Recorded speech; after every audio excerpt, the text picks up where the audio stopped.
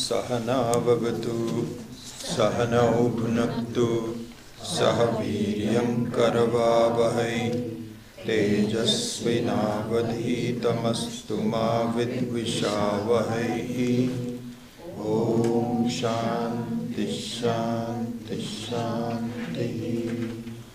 नमः Shri Shankaranand गुरुपादाम्बुजन्मने सविलास महामोह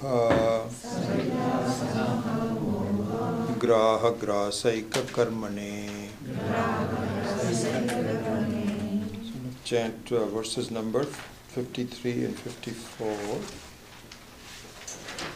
and maybe 55 also. 3 verses starting with verse number 53. Itham vakyaistadartha ikyam vakyaistadartha anusandhanam shravanam bhavet yuktya sambhavitatva anusandhanam mananam tu tat ताभ्याम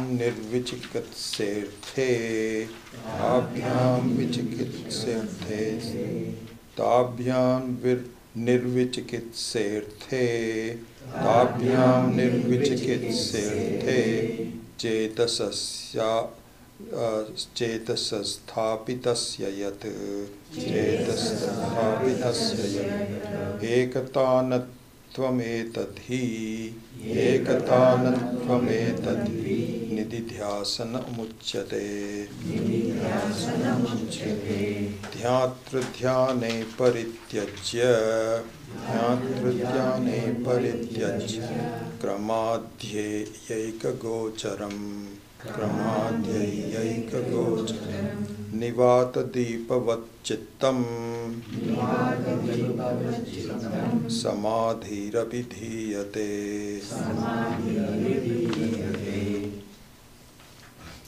So if you recall, last class we were discussing the nature of Shravanam.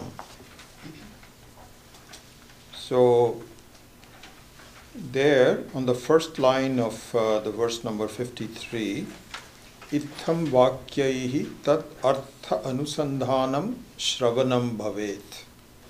So then we'll go into the second line, which is mananam. But this one was the nature of Shravanam. So this should be very well understood. So Shravanam means, especially here, we are talking about vakyasya anusandhanam. Vakyaihi tadartha. Anusandhanam comes later on.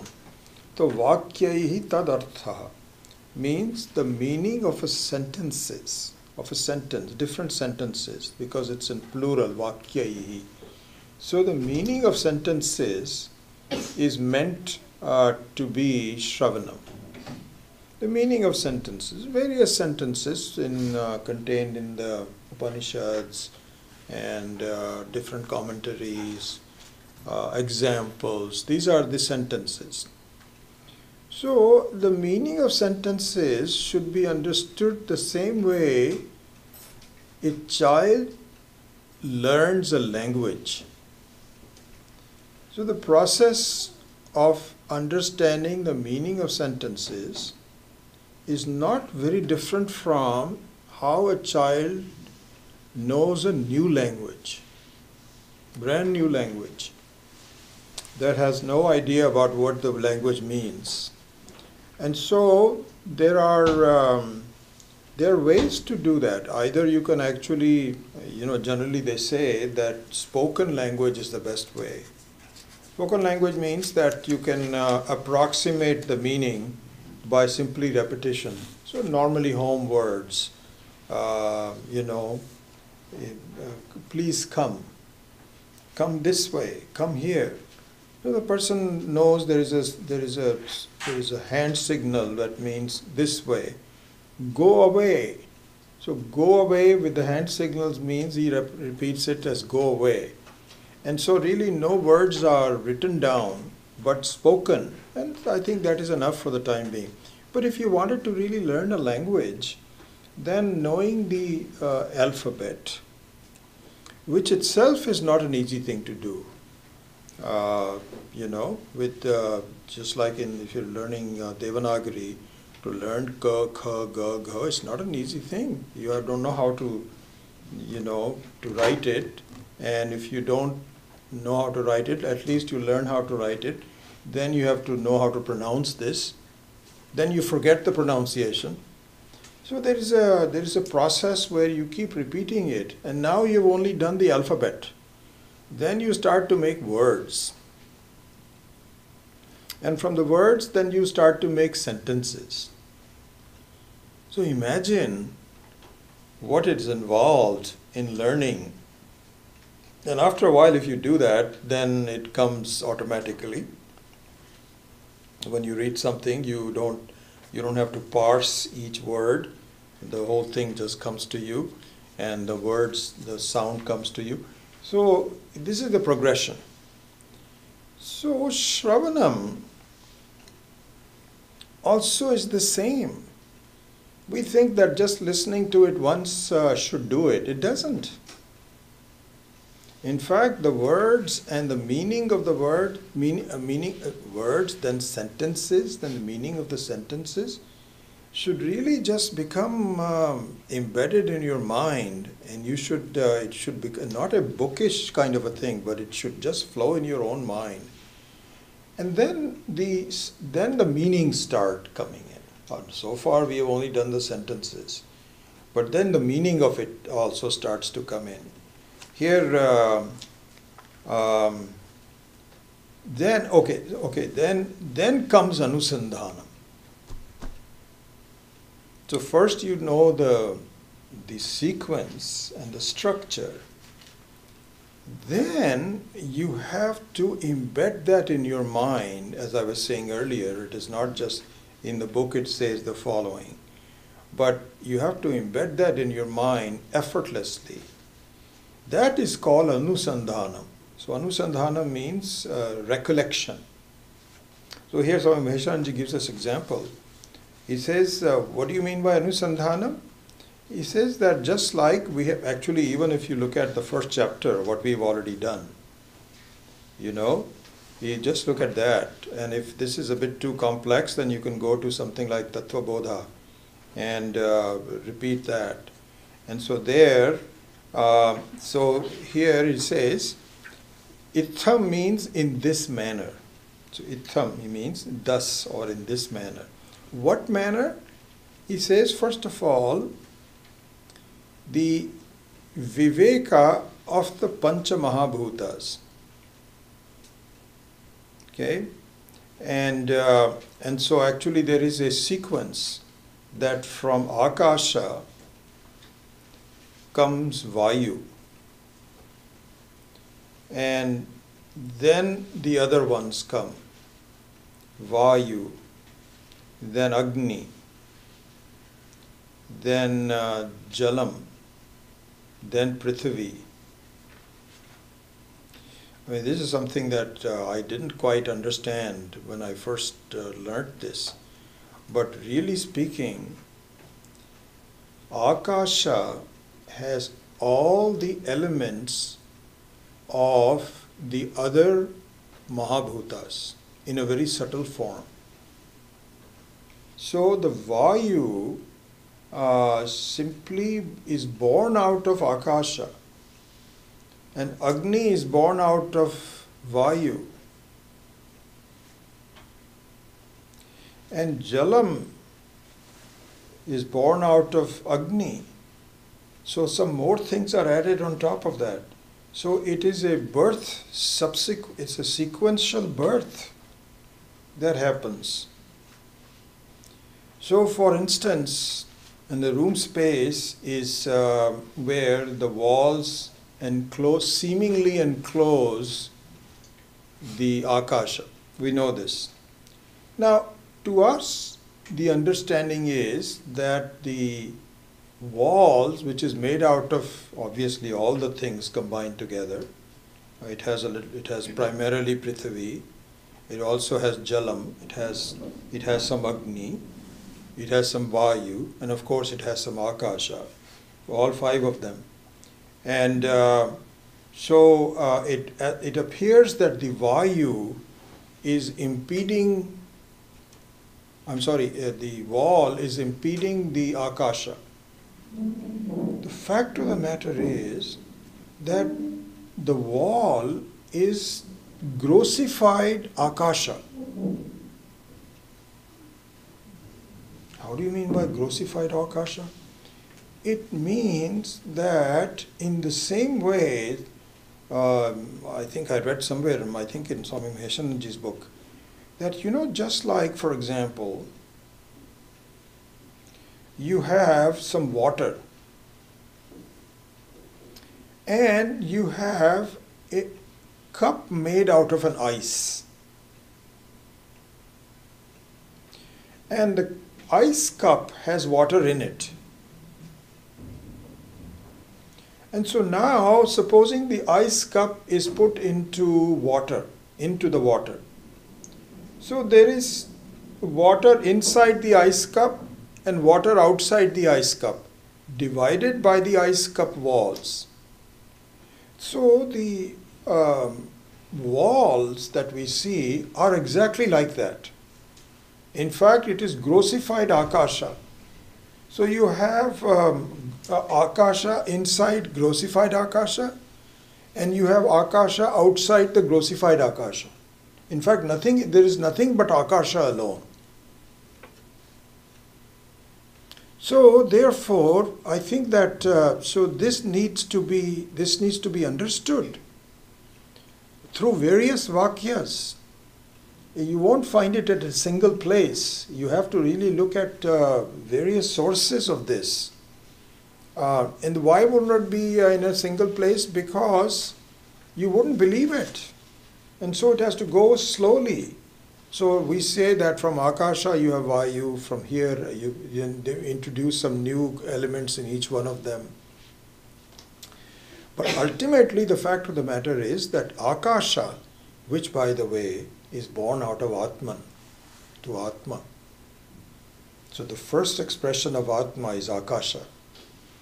And then it slowly gets more grossified. So this is what Swamiji is saying. The word itham here means the viveka of the Pancha Mahabhutas. Then from the Pancha Mahabhutas, the birth of Sukshma Sharira. So thoughts are Pancha Mahabhutas in a very subtle form. And then from there you have Sthula Vishaya, things that are very gross that you can see. That is also a combination of Rajika Amsha and Tamasika Amsha of the Pancha Mahabhuta. So Sattvika Amsha of Pancha Mahabhutas is Sukshma Sharira, and Rajasa and Tamasa Amsha, the Amsha means the portion, becomes the Sthula Sharira. Then you have the three type of Shaktis. So Rajas Shakti, Tamas Shakti, and Sattva Shakti, all of that. So Swamiji says that, so here's the thing. He says that Shravanam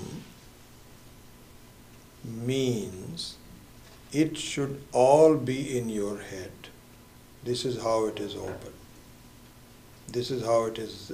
This is how the Anusandhana is. When you look at something, like for example, when you look at a wall, it should at least trigger. But this is what the Shruti says. You cannot negate the Shruti. Other things you can say. In fact, this is going to come in the second line, that when some scientist proposes some idea, that can be negated. because some more bright scientists can come along, just like it happened with, with Einstein. So we had a very bright person in Newton, and who said this, everything is solid, this is the way it is, and so on and so forth. And another person comes along who says, no, this is not true. That there is no absolute value to light, no absolute value to sound. It all depends upon so many relative aspects of it. And so the theory of relativity was born, and the absoluteness of the whole creation was negated. This does not happen with Shruti. We'll come to that in a minute on terms of that is what the Mananam means. But look at the Shravanam. So Shravanam means Vakyaihi Vakyasya Arthaha. The meaning of sentences should be in your mind. So in other words, just like a child, as I gave the example earlier, if the child has to refer to books and say, let's see, I think this form is ka, isn't it? No, maybe it is ka. Or maybe it is ga. I'm not sure. I have to ask the student. Then you have to look at things and so on and so forth. It's not knowledge of it has no knowledge of the language.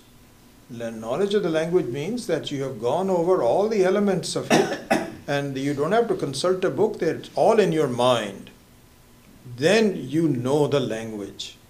Now you can start using the language, but at least you know the language. Similarly here also he says itham vakyaihi tadartha. So he says anusandhanam is to be done by putting together all the elements that are in your mind. You should be very clear about it, and you should be able to narrate all the aspects of it without consulting anything. This is called Shravanam. Nothing less, nothing more. A complete understanding of what the Shruti is saying. So this would be called Shruti. So we saw the three different things, Shruti, Yukti and Anubhava. So the first thing is, what are the Vedas saying? And so Tatparya Nishchaya. And so one of the very beautiful things as you begin to read a lot and you get some experience about and so on, is that all the Vedantic books are saying pretty much the same. Not pretty much, is exactly the same thing. They add some aspects to it which, there's so much to be said that you cannot just have one book describe it all. That's why the various Vedas, the various mantras, they different aspects of it. So for example, there are Vedas who are their Vedic Upanishads that concentrate on the substance of the Atma, the sthitatvam of the Atma, the fact that it is. Then there are other books that talk about the knowledge of the Atma. Then the other books that talk about the ananda of the Atma. And so there are different aspects of it. Then you have other books that talk about the relationship between them. So Shravana means a complete understanding of all aspects of what Atma is, what is Anatma, how Anatma depends on the Atma, Atma does not depend on the Anatma, why that is the case, and then also the fact that the entire Srishti is unexplainable. This also has to be the Maya Shakti. Just like a snake is unexplainable. There is no logic to it, other than the fact that the same length of the rope generates the same length of the... That's the only thing that you can talk about. If the rope has two undulations then the snake also has two undulations. So there is some relationship between them. Other than that, how can a jada vastu called rope becomes a chetana vastu like a snake? We have no idea. No idea. It is Maya Shakti, absolute Maya Shakti. And similarly, how can a chetana vastu like Atma becomes a jada vastu like a sharira? We don't know. We don't know. And so the understanding of the Maya Shakti, how impossible things can be made possible. So that is the definition of Maya. That ya ma sa maya. One which is not there, it makes it possible. The snake is absolutely not there, but it is made possible. Similarly, the world is really not there, just like a dream, but it appears to be truth. So that has to be understood. What is the Shruti saying about it? This is a complete understanding.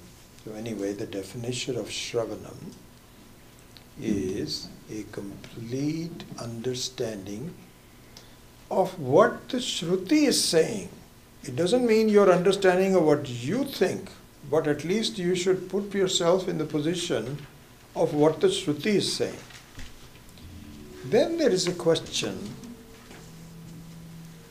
about transferring it so clearly within yourself that what Shruti is saying is your own conviction. This is given in the second line of the verse number 53. So now Shravanam is complete in the sense we have defined what constitutes Shravanam, not just attending one or two classes, but really becoming an expert, just like a doctor, I think.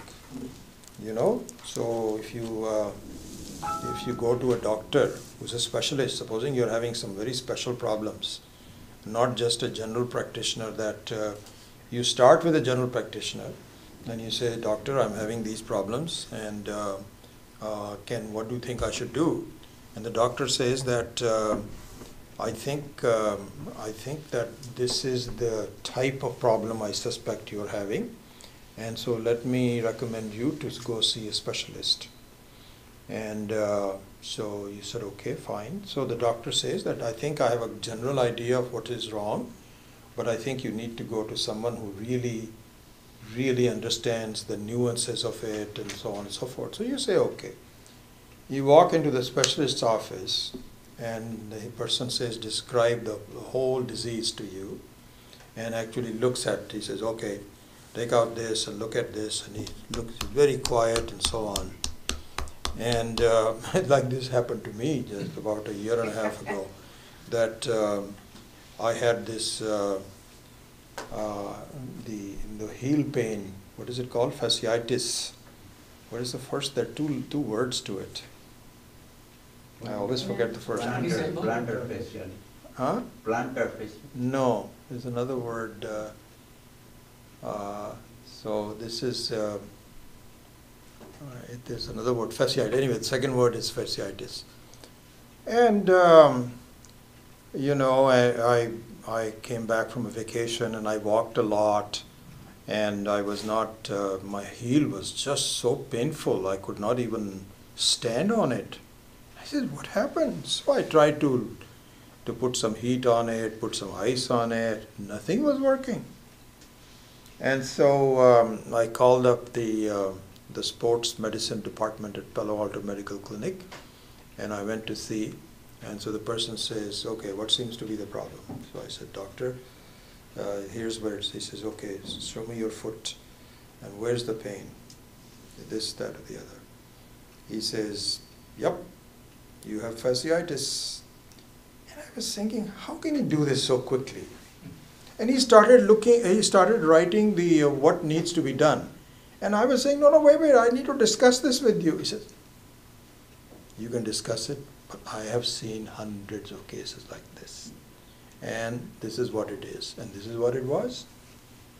And very interestingly enough, the the exercises that he gave me were not that effective. And they were slow. They were effective. My younger son Manoj had the same problem. So when I told him, he says, "Dad, I have had the same experience. I know exactly what works. You do the following thing." And my God, that worked so well. Within 3 days, the whole thing was gone.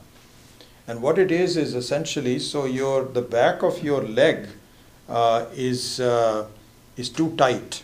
And so it cannot, the muscles don't really aid the heel. So the heel has to take all the work, and that just gives up. It says, "I can't do it."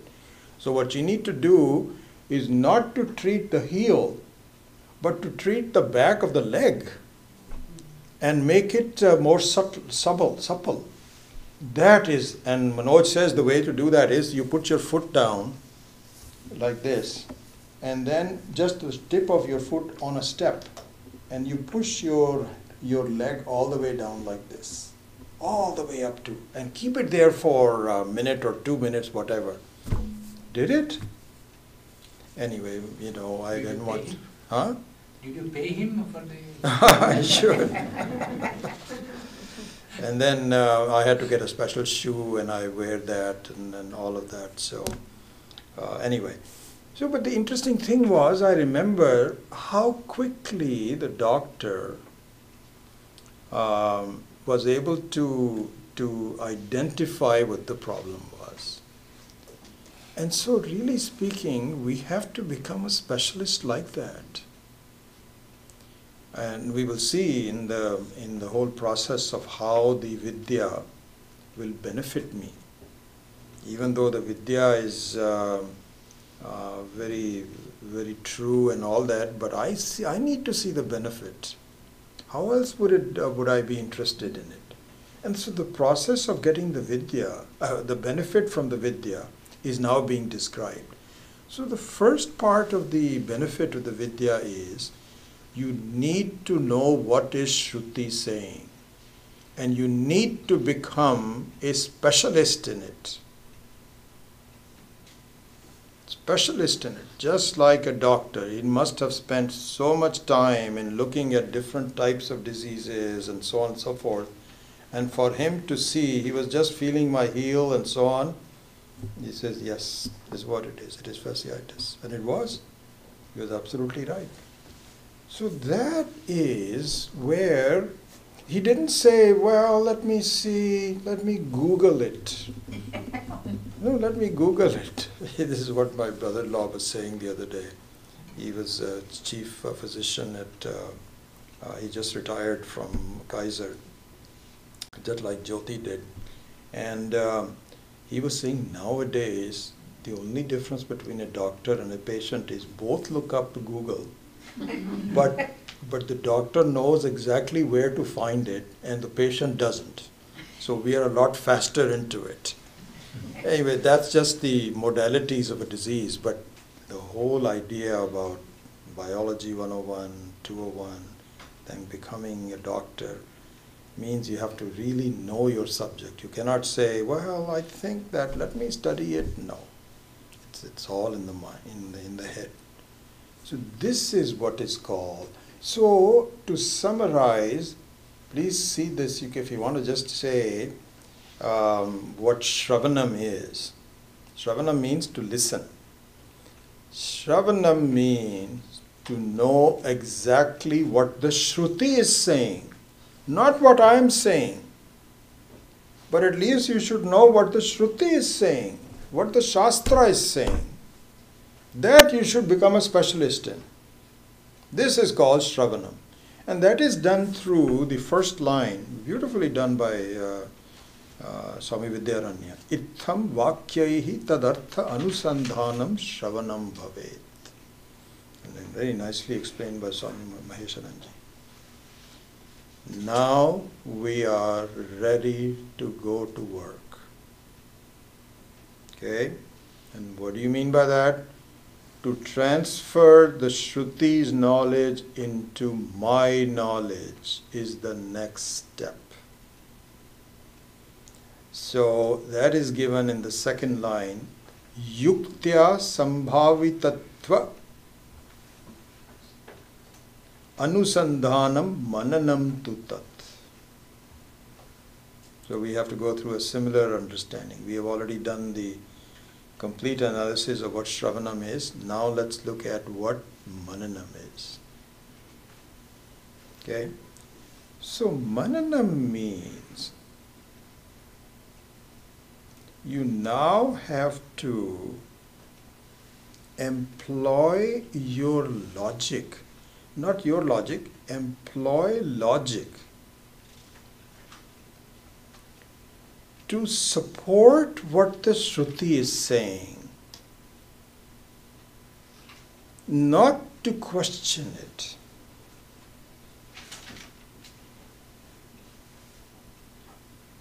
So, looked at it from another standpoint,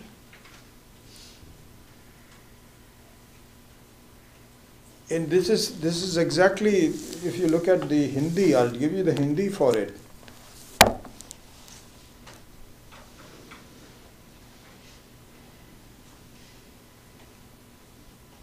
So in fact, just look at, before we look at the Hindi, let's look at the English translation of the second line.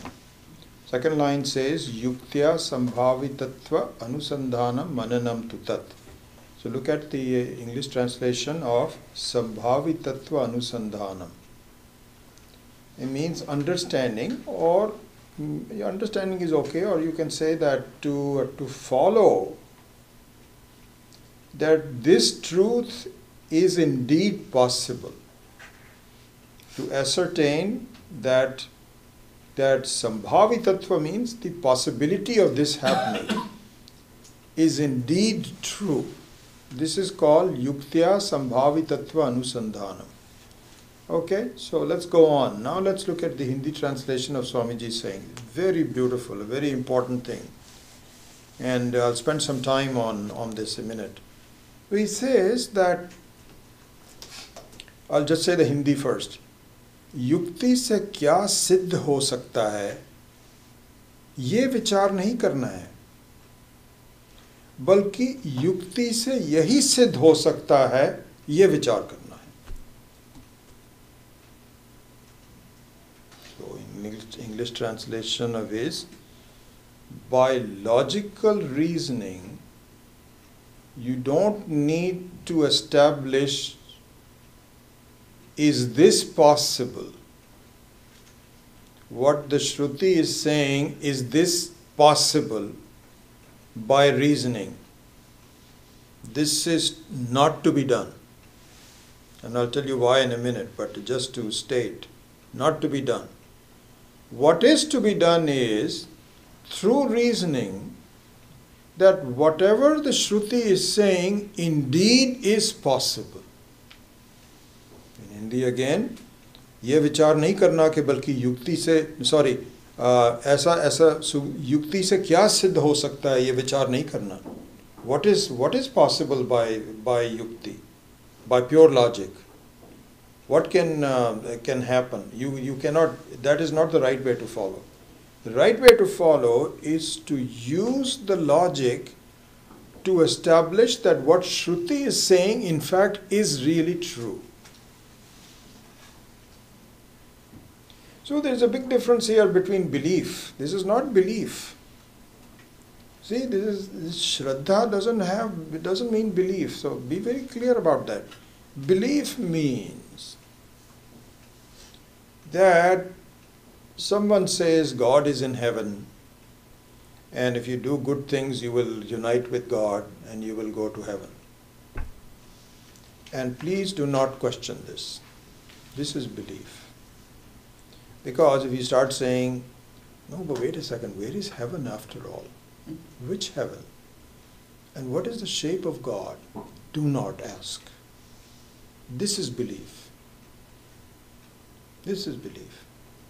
But if it is said that Ishvara is in everybody's heart, everybody's heart, just like in the Gita it is also said,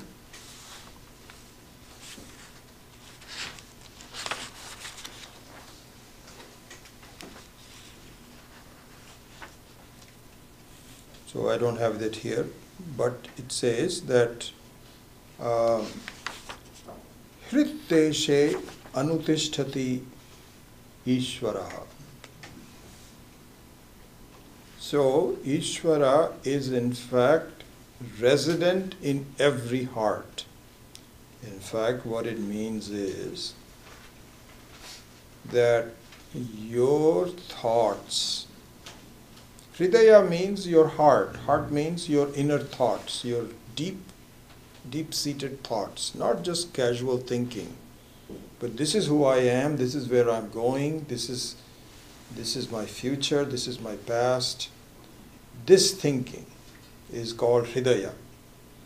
So this thinking are the results of what you earn by understanding Ishvara. So really speaking, Ishvara is the one who is speaking through you, modified by your past karmas. So your thoughts are a result of your own past, samskaras. And then it is said that, for example, if you get, supposing your bad deeds are predominant, called papa, then you will think bad thoughts. And so the possibility of good or bad thoughts are determined by your punya and papa. In any case, Ishvara is in your heart. Now this is not clear to us because our questions are, what? I can't believe it, this is me. Where is Ishvara in this and so on? But this is very different from saying Ishvara is sitting in the heaven. So that means that the logic of how this is has to be understood by me. I have to question it. And I can do it, anything you want. But manana means, see, this is the thing. Let's look at this example that I just took. Manana means, it does not mean, manana means thinking. Constructive thinking. In other words, to own up the knowledge of the Shruti as my knowledge. This is what mananam is. So mananam should not mean, what? How can Ishvara be in my heart? I can't believe this. This is just not true at all. I don't have that experience. I don't have any, this doesn't make any sense. So this is not very helpful logic. The helpful logic is, really? How? Is that right? Can someone explain it to me? And so that means further study from our Shastras, which will answer my query, how can this be true? Is this true? I know it must be true. Why does it mean true? Because Shruti says it.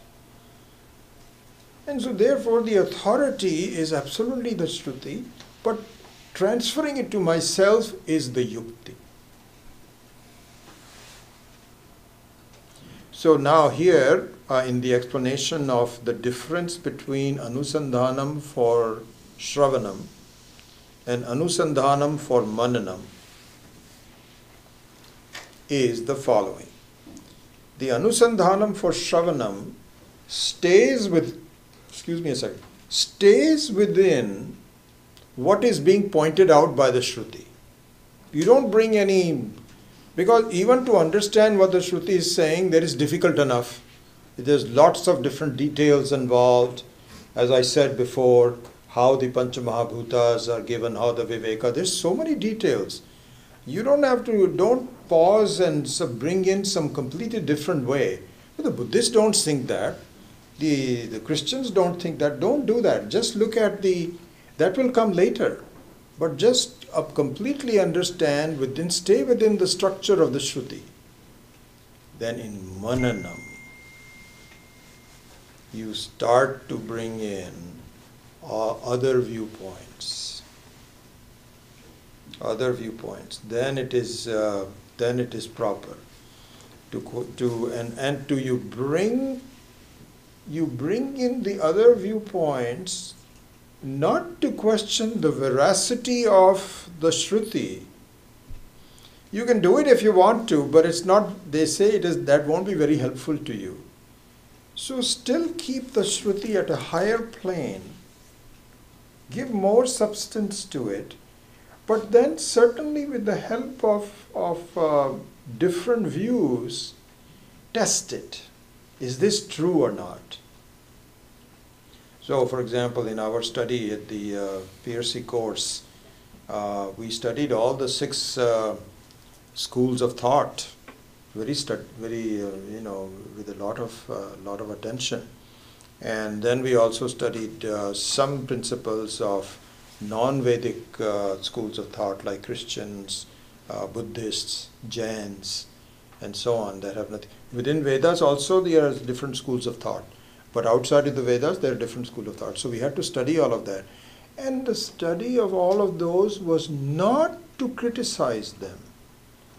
It doesn't really help me at all. I don't want to become a preacher or anything like this, where, for example, I remember that in the very beginning, I was starting to get invited to these interfaith meetings. And I remember there was one in Palo Alto. There was, so one of my 2 students, Ramaswamy and Candy, they arranged for one. I don't know why they didn't do it. They are pretty knowledgeable people. So they put me into the trap. And so I had to go, and so now it was interesting. So there was myself, there was a Buddhist, there was a Muslim, and there was a Christian. And there were a bunch of people, not many more than what you are, maybe 50% more. It's not as though it was a crowded hall or anything like this. And I can't remember the structure, but everybody was supposed to give a little talk about themselves and what your faith is, and so on and so forth. It doesn't do anything. The Christians, the Muslim guy said some good things. He said, we bow to the God 5 times a day. We do namaz, and we, go towards Mecca and Medina, and that's a good habit. But in the middle of your work, you should, and so that means that God is outside somewhere, and you have to. Anyway, so it was chaotic. It doesn't really, and after that I said, I am not going to any one of these. I am not trying to convince anyone. No one will be convincing. He says, this guy really made a lot of sense. I don't have enough time to do that. So it's a useless exercise, these kinds of things. You are very nice to each other, that's fine, but to convince people. So anyway, going back to Mananam, it is not our study of these was not to criticize them in any way, but it is to purify our own knowledge. What are the defects of looking at it this way? And how can the Shruti answer that? So in order to purify your own knowledge, then you can look at some other things. Yeah, that is possible. And it should be done. It should be done. So for example, the Jains, look at this one example. So what the Jains feel is that every person has his own Atma. Okay? This Vedantic understanding that there is only one Atma doesn't make any sense, because we all have our differences. Somebody is good, somebody is bad, somebody has more burdens than others, somebody has a bigger cross to carry, and so on. So how can you say there's one Atma? That means that if you and I have the same Atma, and you are a very good person and I do something bad, then you will also take my Papa also along, because it's a single Atma. So they believe that really everybody has its own Atma. And they also, by the way, believe in reincarnation. So there are some common things. I'm just giving one example of that. I'm not pulling off or not criticizing on them, but just to see how the differences are. So they feel that everybody has a different Atma. So for instance, if you're a human being, you have a 5'8" Atma. And if you're an elephant, then you have a huge Atma. And then, by the way, you can be born as an elephant one time and a human being the other time. So what happens to the size of the Atman? Does that cut down, or what happens? So they have their own way of looking at things and so on and so forth. Anyway, they criticize, how can you say it is the same Atma? So we say that really it is not the Atma which is different, but what you surround it with. And so, for example, the space remaining the same, you can have pollution in one room and purity in the other room. One room is bigger, the other room is smaller. So this is called room Atma and a hall Atma, hall space. So there are differences you can use, subscribe. So they said, no, that doesn't make any sense. Everybody needs to be on their own, all different ones. Their problems, how can you all be different? Because that means ultimately how are you? Yeah, it means then you have to go, unite with some kind of an Ishvara. I don't know much about that. So anyway, so we study that in order to say that really that objection does not dislodge us. That objection doesn't dislodge us. This objection doesn't dislodge us. So you purify your own knowledge with the help of yukti. But when you are employing yukti, this is the part that we should be very clear about. When you are employing yukti, you're not employing to destroy what Shruti is saying, but to question it so that your understanding becomes the same as that of the Shruti.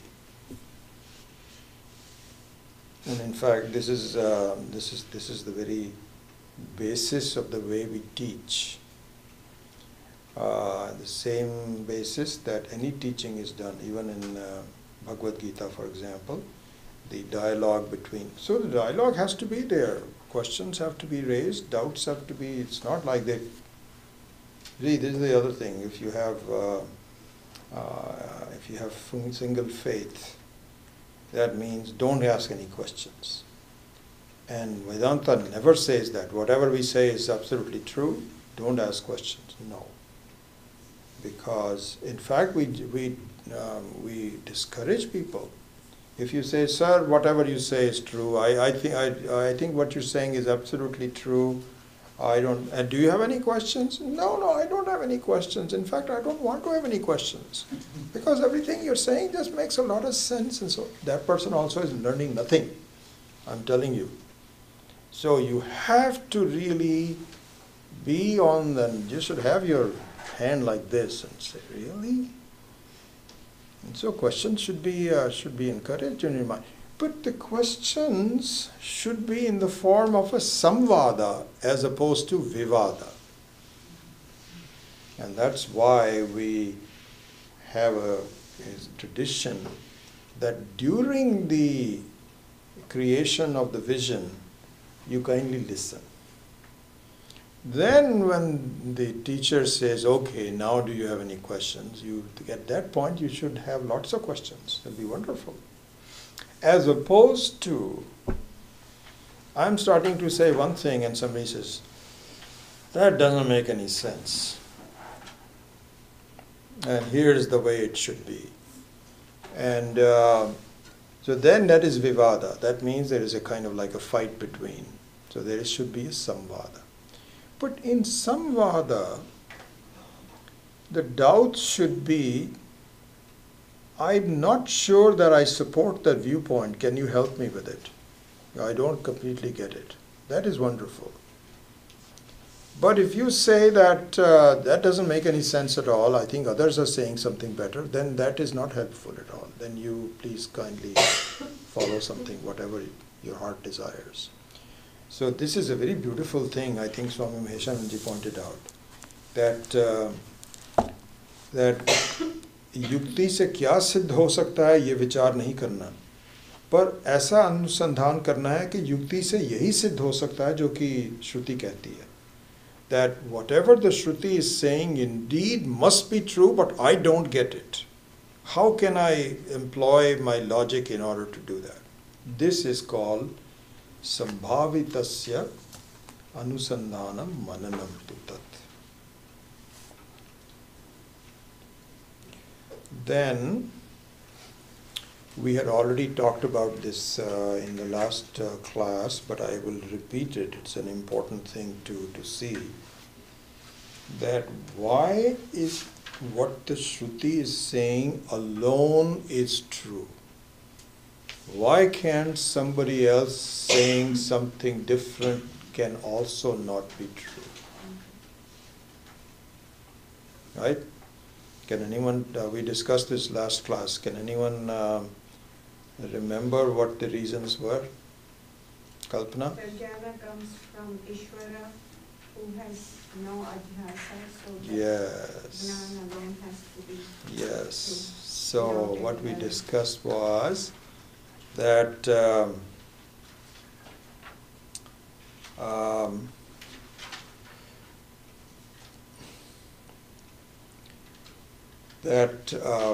the entire realm of the world is based on error.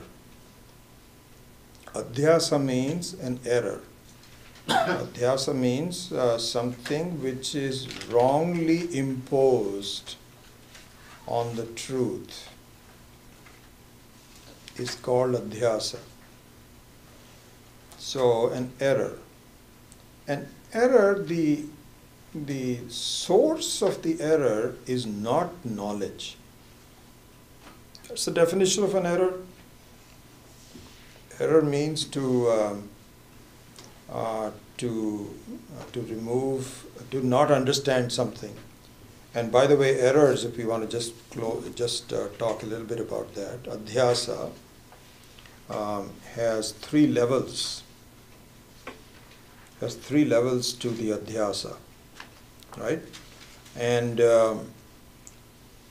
so the three levels are subjectivity is the lowest level of some understanding. Then going from subjectivity to objectivity is the second level. And then even objectivity is not the final answer. It is a singularity of the truth, which is Advaita, is the third level. Okay? So there are three levels. So in the Vedantic parlance, this is known as Pratibhasika Sat.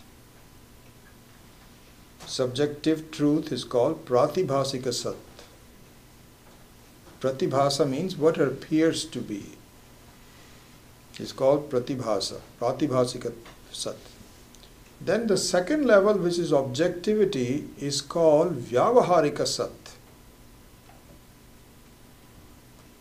Vyavahara means transactions. I'll explain that in a minute. So that's the second term. The third one is called Paramarthika Sat. So what's the difference? So now, so for example, supposing I bring a fruit in front of you, which is an apple, a green apple. And I ask everybody, what do you think this is? And it looks very much like a pear. So it depends on your understanding and your eyes and your clarity. You might say this is a pear. So if somebody says this is a pear and somebody says it's an apple, that means it's a subjective view. Based on your non-understanding, due to whatever reasons it is, it looks like a pear to you, and you are sitting too far away, you couldn't see, or whatever it is. So this is called. Now, if you correctly identify it as an apple, then you move from subjectivity to objectivity. Because everyone, can test it and taste it and have an aroma of it, and you say, yep, it's an apple. This is an apple. So this is agreed to.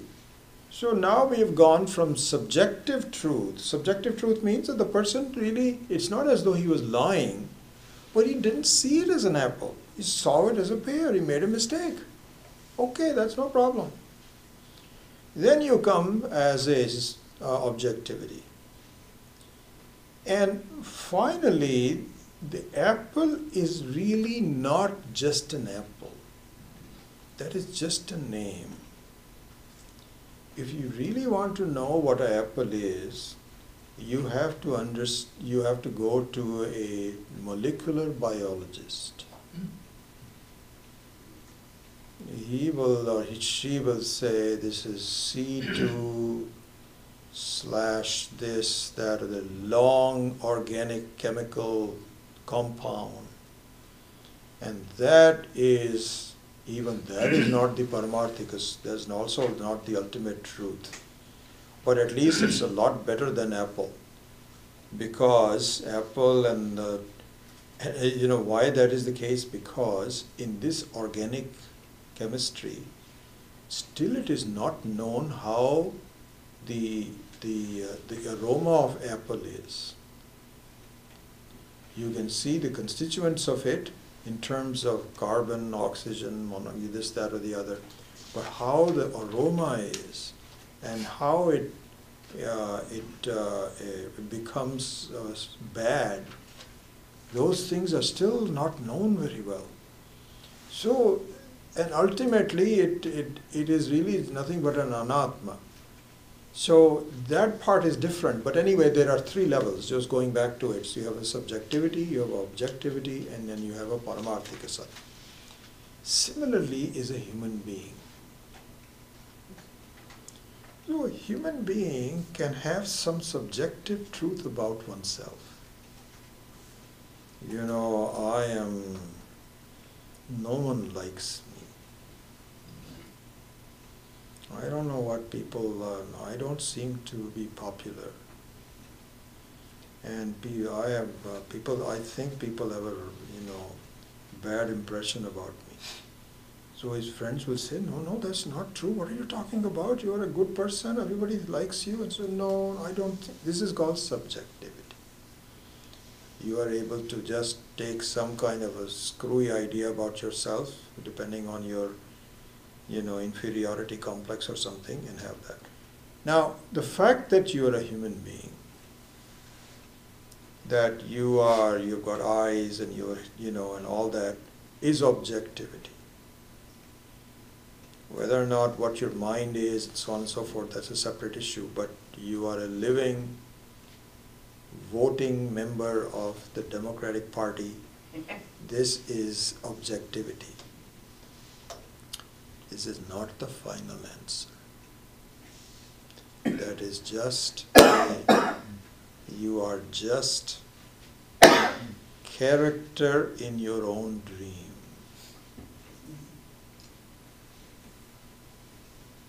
This is the thing we have to finally see this, that I am someone who is unconnected to who I think I am. I am so wedded to the idea of who I am.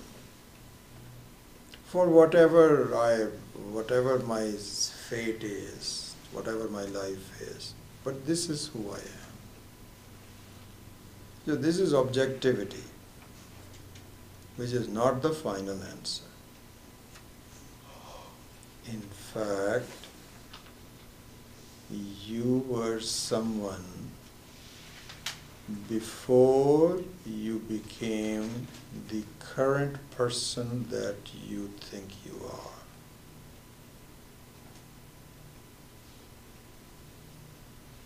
You were someone. Who is that someone? This is an imposition. And during this life, I am so intricately wedded to this that I am not able to see the possibility that I am someone totally different from what I take myself to be.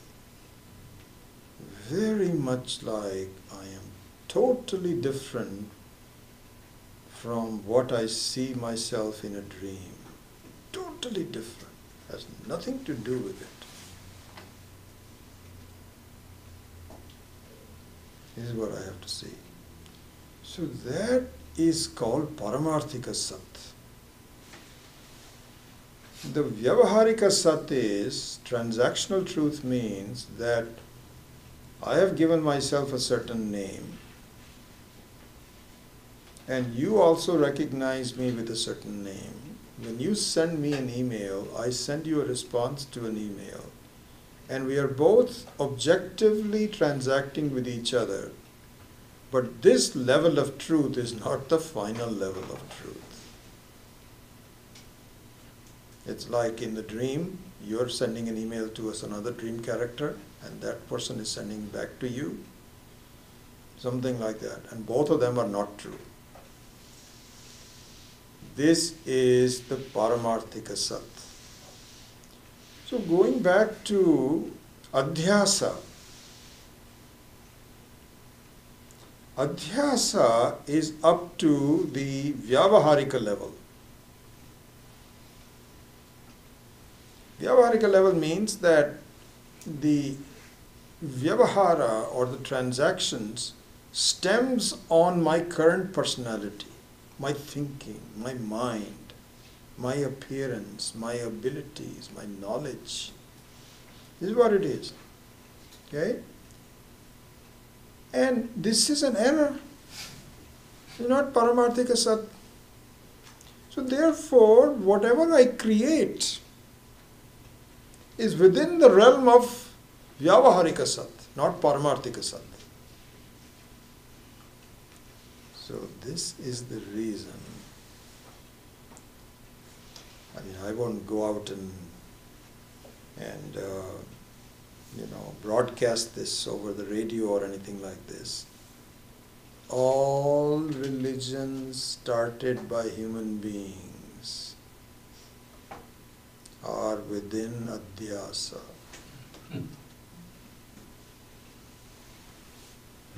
You cannot start anything at all. You should simply, if you want to get to the truth, follow the truth which is not generated within Adhyasa. And there is only one person who is doing this outside of Adhyasa, which is Parameshwara. It's his jnanam, his knowledge, his or her. And you need to understand this is the truth that we have to follow. No religion started by anyone can be the truth. There's no need to reinvent the truth. There's only one truth.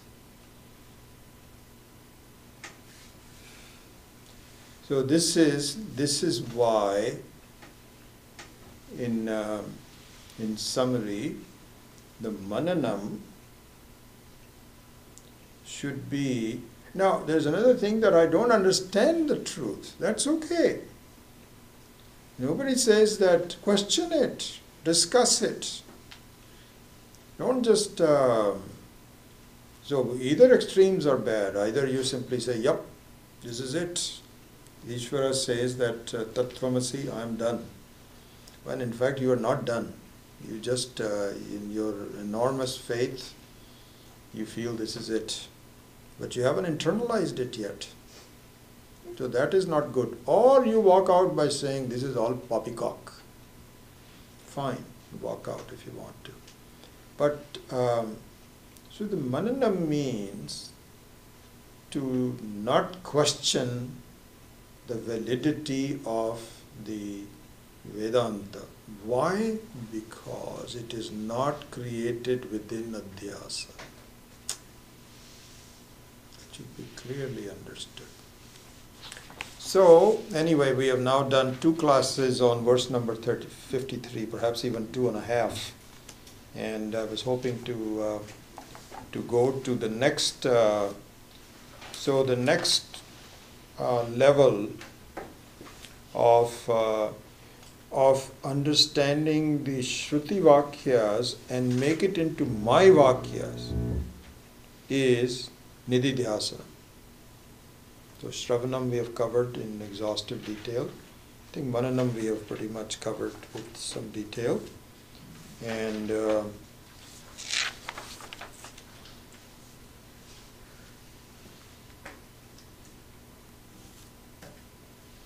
so in summary, Swamiji says, again in Hindi first, Shravan or Manan. In Hindi the Mananam is called Manan. श्रवण और मनन में ये फर्क है कि श्रवण काल में दूसरे पक्ष को उपस्थापित करने की आवश्यकता नहीं है, जबकि मनन में है. So he says in translating, the difference between Shravanam and Mananam is that in Shravanam there is no reason to advocate any other viewpoint. You should just stick to what the Shruti is saying. At least you should understand it. What are the medical books saying? Before you start to question it, you should say exactly what the disease is and how to tackle it. Then Mananam means you need to test it. And you need to, so then you have to bring in some other viewpoints. That is called Mananam. And then Nididhyasanam we will take next time. Okay, so this is the process of transferring the Shruti, the vision of the Shruti to my Shruti, to my vision. And only then I'll be free. Otherwise, I will not be free. So this is the process that we have to go through. Om Asato Ma Satgamaya Tamaso Ma Jyotirgamaya Vidyo Ma Vidam Gamaya Om Purnamadav Purnamidam Purnat Purnamudachyate Purnasya Purnamadaya Purnameva Vashishyate Om Shanti Shanti Shanti Hari Om Shri Guru Namaha Hari Om.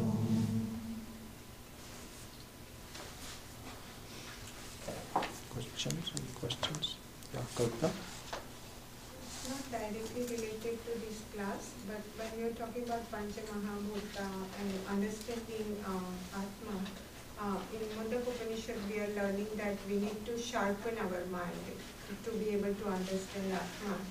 And how to sharpen our mind, it says you should do like Prithvi, Jala, Agni Upasana, the Akasha Upasana. So what does it really mean, like Akasha Upasana, and is there a way to do it? Yeah, I'm not sure that I know as well. I don't remember that, following that, and I don't do that, so this is not paramount in my mind. It gives you various different advice. The one thing I would say is that an upasana means really a application of your mind to understand the glory of something. Like, so for example, Akasha. Okay? So, from my experience, what I would mean is that Upasana for Akasha means that you fully understand the glory of Akasha. And I tell you, for me, that came in very late in my career. As I've explained it to you many times, to the rest of the class also, it was not until I started understanding the work of Einstein that I really understood the glory of it. And so it's very possible that there are sections of the Vedantic truths, either perhaps in Puranas or in secondary Upanishads, or some Upanishads also, because many of the Upanishads have been lost. So there also it's very possible that you could see the glory of the Akasha. It's very possible, because I see that the language is very similar. So when Swami Maheshananji pointed out that don't you see that the wall is nothing but a glory, he said, that became very clear to me that he knows, but somehow I missed it. But when I read the Einsteinian theories in full, I began to see, my God, this is not just an inner thing. This is the most subtlest form of the energy of the whole world. This is where the gravitational forces are. How are you going to see gravitational forces? Is it going to, you see the effect of the gravitational forces, but so in fact it is said that the Shakti of Paramatma is never visible except for the effect. You cannot say, like, I want to see the Shakti. If you want to see the Shakti, see the effect. And the Shakti means that the Shakti of Akasha is enormous. The curved space and how it transmits light and sound and all these forces and so on, it's all in there. So to me, I've not really understood or studied even. I'm not meant to study the making your mind sharper by understanding the upasanas. It's very possible that you could do that. But it just means that the very reality and the very glory of each one of these, like you take Vayu. Okay, let's take. So the very famous one, Aham Pratyaksham Brahmasi. So that one just means that Brahman, you are right in front of me in the form of Vayu. And Vayu means life, prana. So Vayu means prana. And so to understand the glory of Vayu is the upasana of the Vayu, as I understand it. Correct. Makes sense. Same thing with Jalam or Agni. How Agni purifies. And how Agni is present throughout the whole cosmos. And how Agni acts as the postman. This is a very important thing. So when you do Havan and you offer Swaha to the Agni, and it is taken to the Devatas by none other than the Agni. It's the same Agni which is there in the same post office. It's a cosmos post office. To study that, to understand it, you're not just looking at an Agni like on a stove, but you see the power of it and so on, is the upasana of the Agni. This is how I would see it. Yeah. Makes sense. Like I'm always fascinated by water.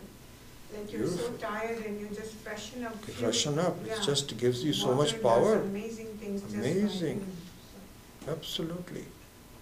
So that's how I would understand it. It's very possible that if someone were to look at the technicalities of it, because what the Upanishad says can never be wrong. So you can purify your mind by doing Upasana, but I have never done it, and Swamiji had never really mentioned it to us, and so I really don't know anything other than what I just explained. It makes sense. Yeah. You talked about the apple example for the Pratibhasika and Yeah. Vyavaharika. I was wondering, in that example, what would be Paramarthika? Would that be eating the apple? And No, Paramarthika would be the molecular structure of the apple. The molecular structure of the apple is, bunch of carbon and oxygen and, and all these other carbon molecules and so on. Even that is not Paramarthika. That's closer to Paramarthika, but in that example, it is Paramarthika. And the ultimate Paramarthika for the apple is the same as the Atma. Is the same as the Atma, which is, it is also an object in my dream. And all objects in Vyavaharika are nothing but the Atma. So the consciousness, Satyam Jnanam Anantam, is really the core of everything. Both table, apple, people.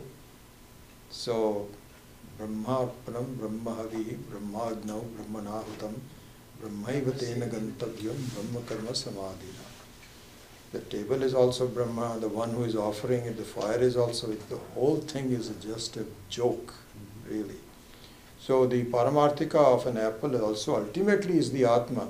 But in that example, there is another reality to the apple, where the scientists will recognize it and say, oh yeah, this is...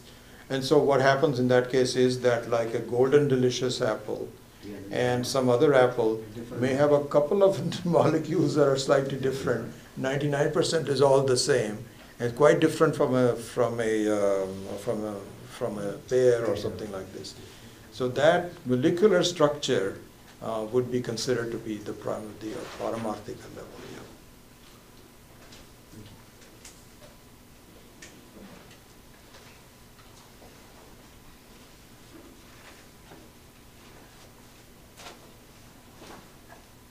Questions?